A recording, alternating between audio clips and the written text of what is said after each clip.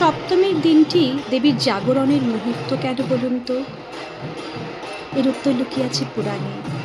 মহিষাসুরকে বিনাশ করার জন্য যখন দেবতারা ব্রহ্মা, বিষ্ণু আর মহেশ্বরের কাছে গেলেন, তাদের শক্তি থেকে জন্ম নিলেন দেবী দুর্গা, অসুর বিনাশিনী মহাশক্তি। কিন্তু তাকে শুধু সৃষ্টি করলেই তো হলো না, দেবীকে প্রাণ প্রতিষ্ঠা করতে হবে।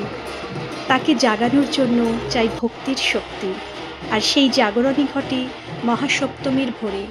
নবপত্রিকা স্থান, কলাবউ বসানো, এসব আসলে প্রকৃতির শক্তিকে দেবীর শক্তির সঙ্গে একীভূত করা।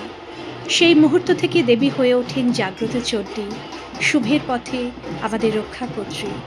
আজও মহাসপ্তমী মনে করিয়ে দেয়, দেবী শুধু মণ্ডপে জাগেন না, তিনি জাগেন আমাদের অন্তরে।